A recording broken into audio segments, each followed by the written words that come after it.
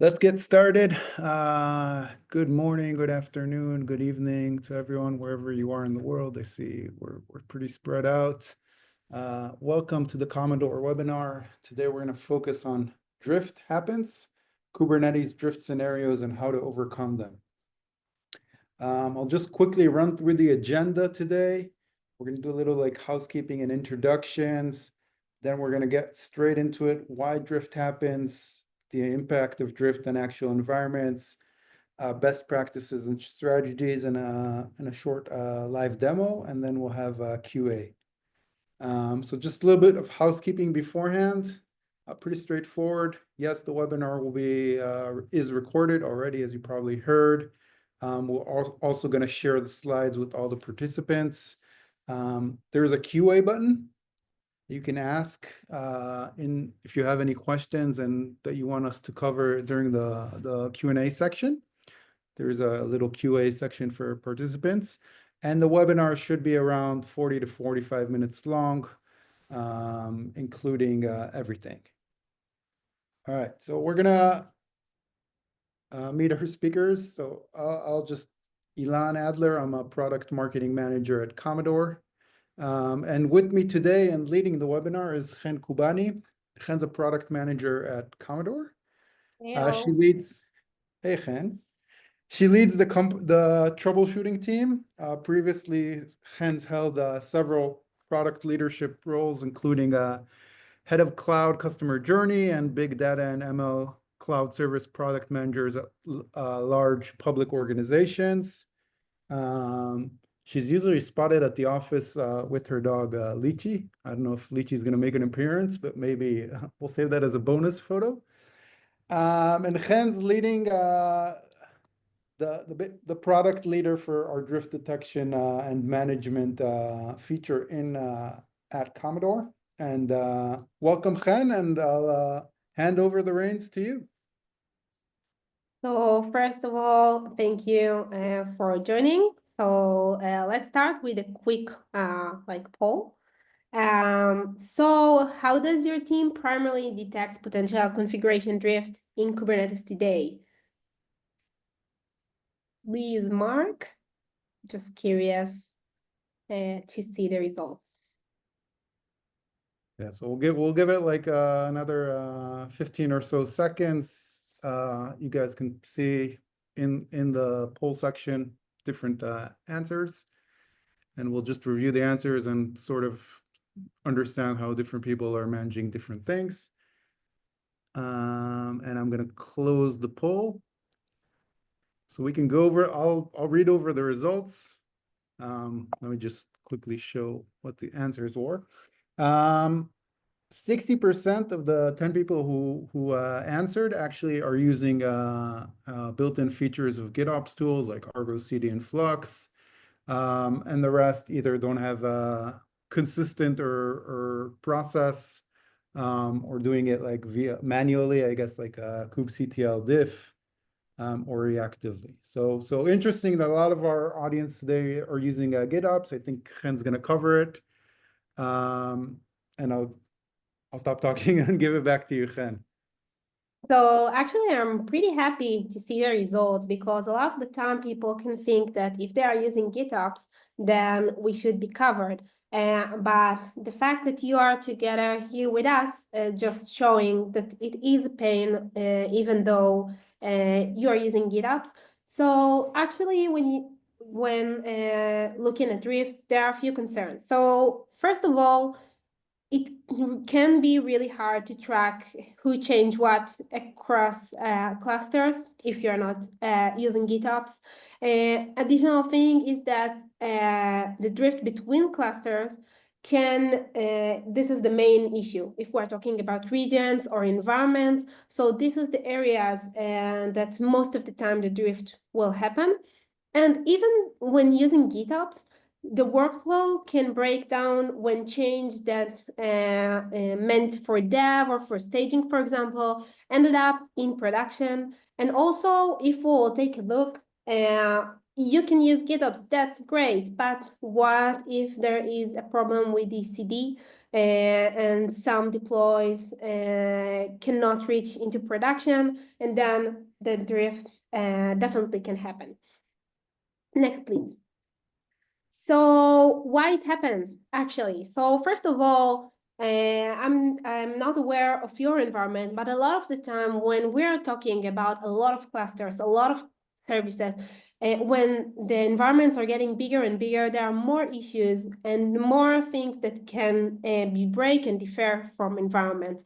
Most of the time, if we're talking about a low amount of clusters and services, probably you won't meet this situation, but once the organization is getting larger, a lot of the time it can also happen when due to compliance, so you have customers in different environments, and then the structure is getting bigger and bigger, and there the drift can happen. Another thing is manual changes. So a lot of the times, if there are issues that require a manual action the developers can do, it can break everything if you're using GitOps. So probably this shouldn't happen, but things, everything can happen, but the GitOps can prevent it.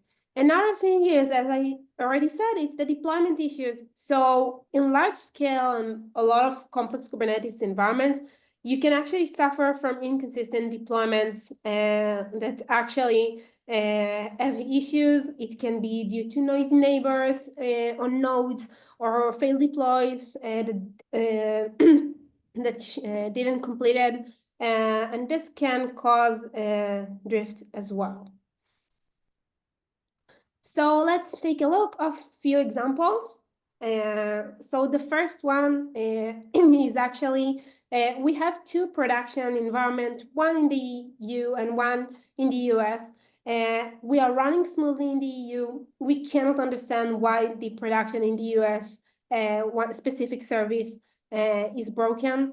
And after researching it, when troubleshooting it, we understood that there is a misconfiguration during the deployments with inconsistent memory limits.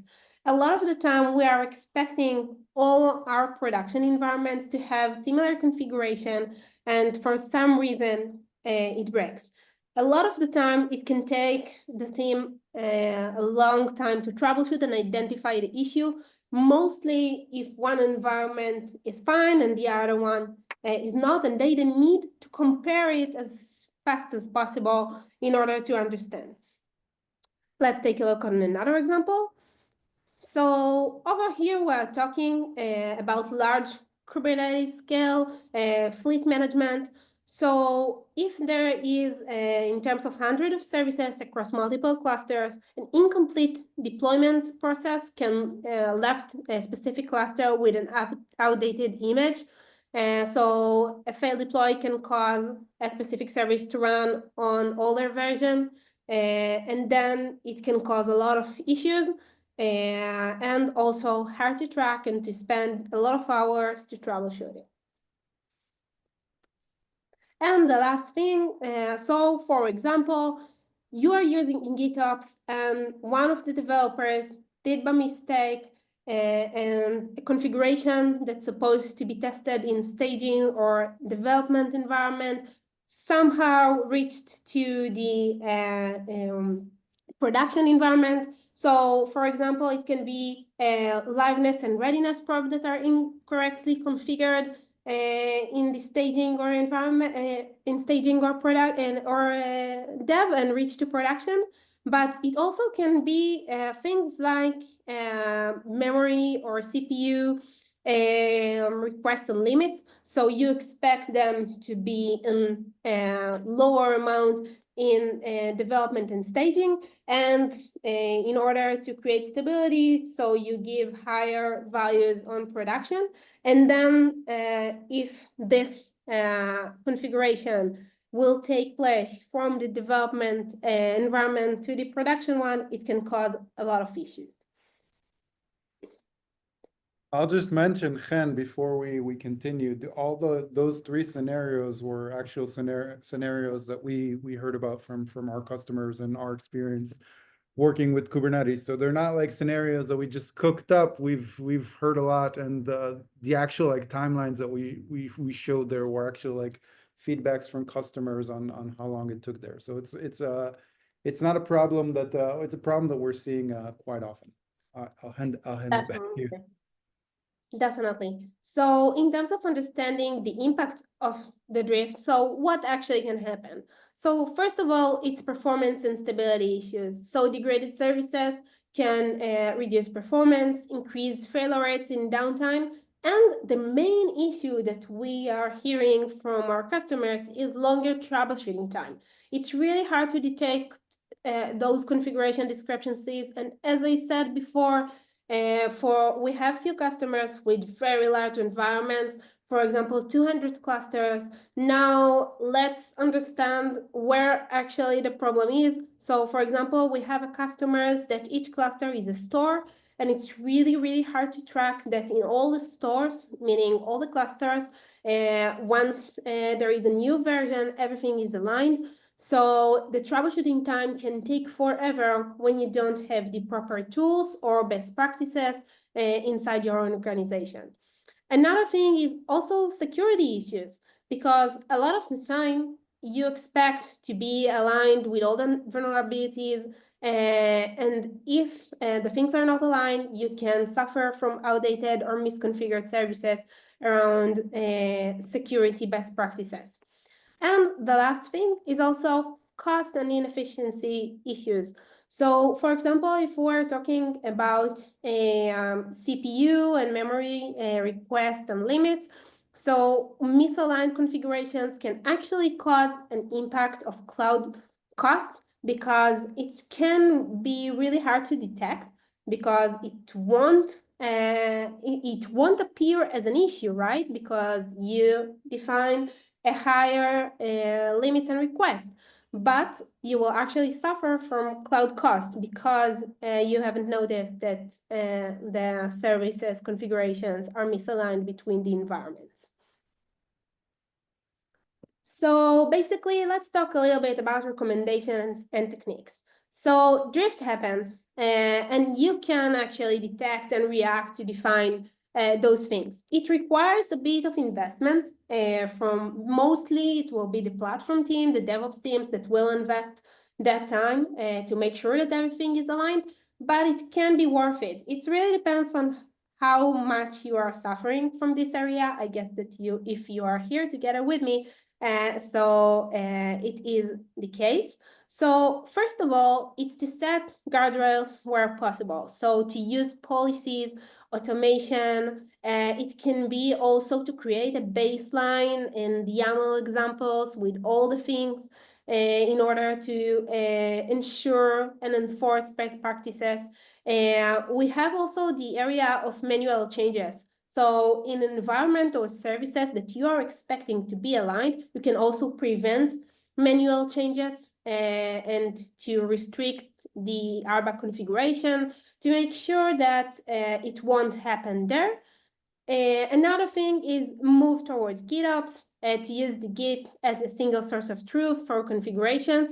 It's something that it's really, really hard to implement inside organizations, but it is ensures visibility. I mean, a lot of the time, even just the ability to connect the drift to the specific pull request that caused it can help a lot.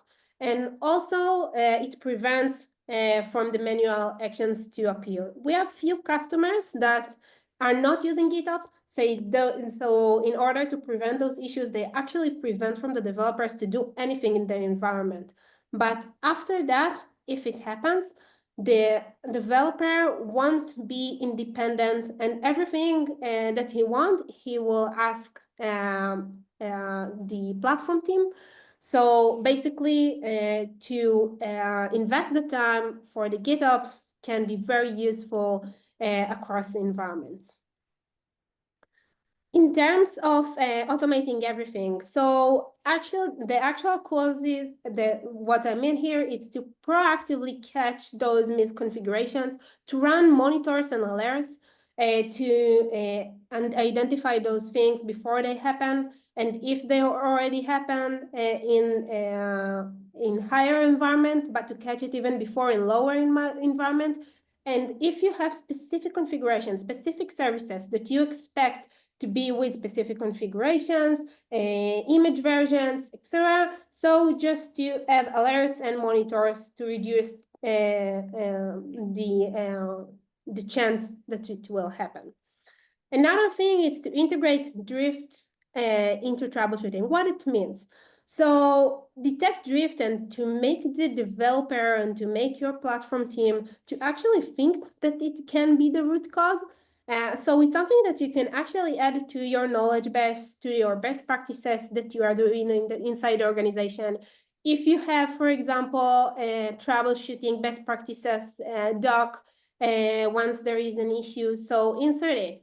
Tell them, check about similar services on other environments, on other regions, in order to check if there are differences.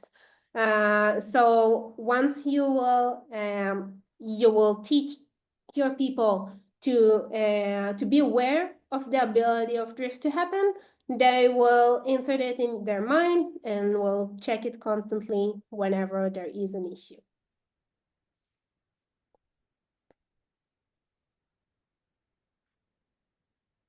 Yes, Peter, I can see that.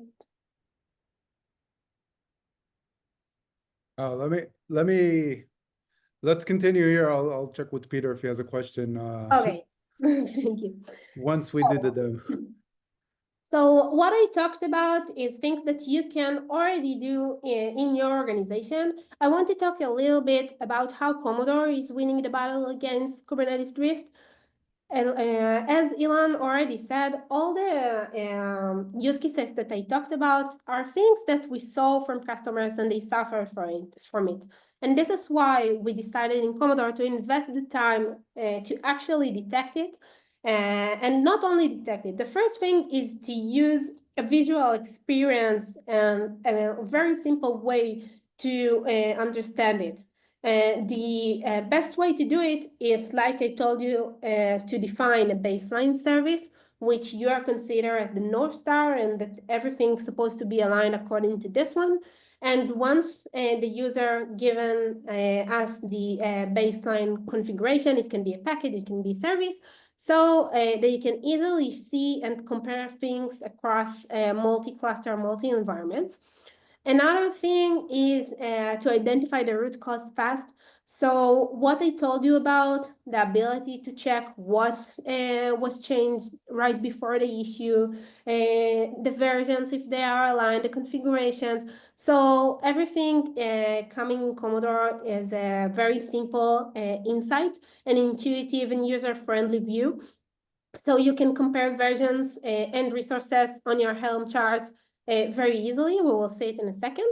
The last thing is the automate drift detection. So I talked in the best practices that you can define alerts and monitors. So we are giving our users the ability to define the baseline, define exactly which attributes they wish to compare, and we are identifying automatically things that are getting broken. And also there is flags that we are raising to the users once we are seeing it. So let's take a look for a quick demo.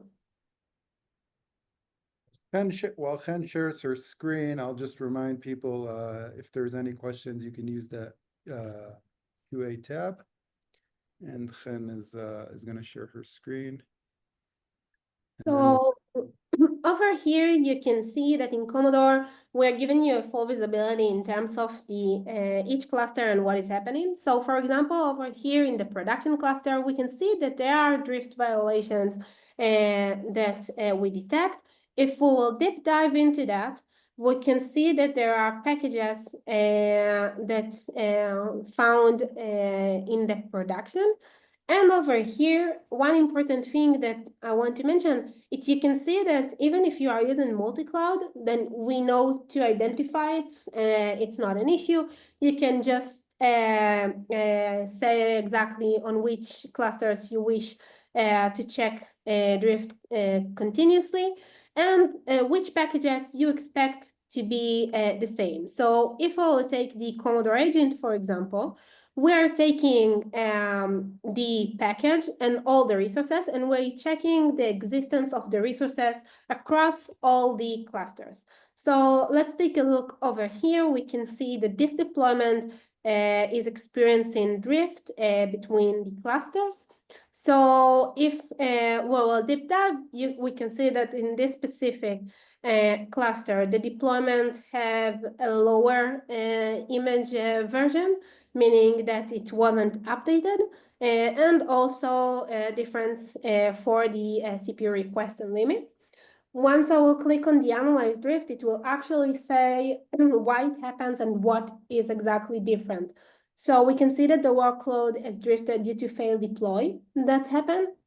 And you can see the exact timeline of the deployments and also comparison of the metrics.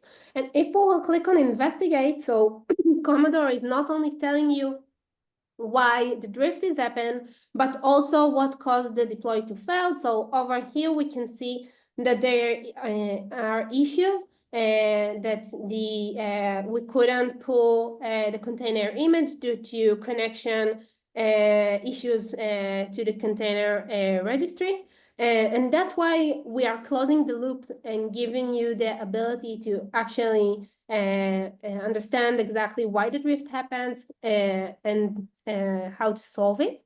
If I'll get back over here, we have, like I told you, the ability to define the specific baseline, meaning what is the baseline cluster that will present the desired state, to decide on which targets you want us to check it, and also which packages exactly you wish to check, and also what are the resource attributes.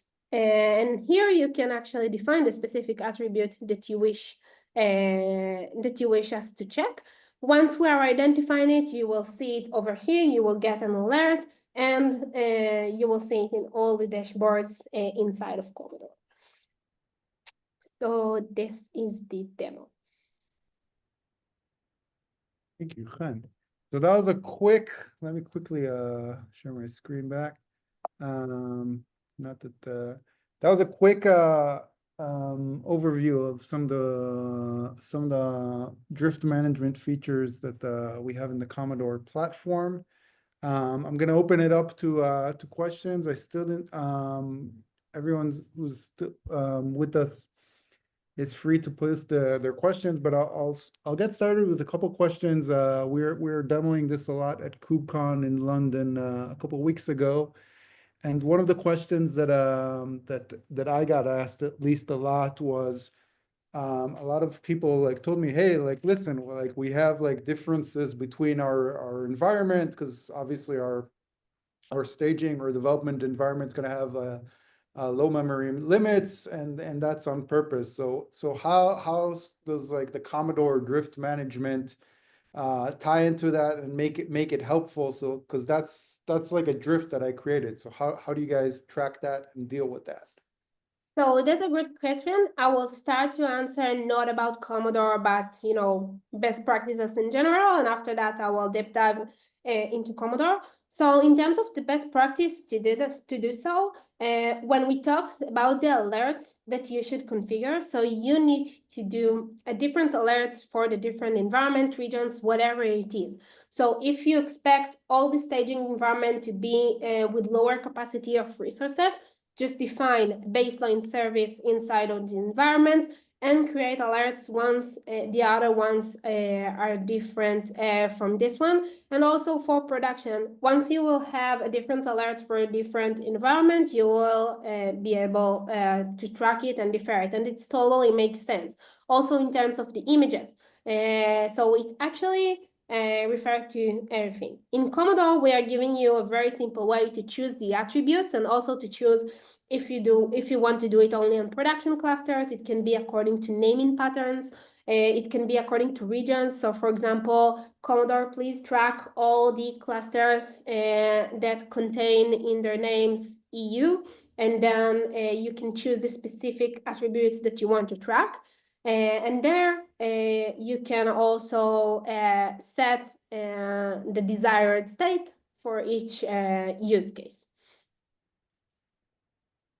That's actually that's a good point, Chen, because that's like a lead into another like question that I heard that we also got. So people using in like usually large customers that have like sort of hybrid environments spread out like on different regions, like how should they handle like drift, and what are their best practices? Because they're using either for like compliance issues or sizing issues or even cost issues. They might be using like completely like different on-prem or different cloud providers for different regions.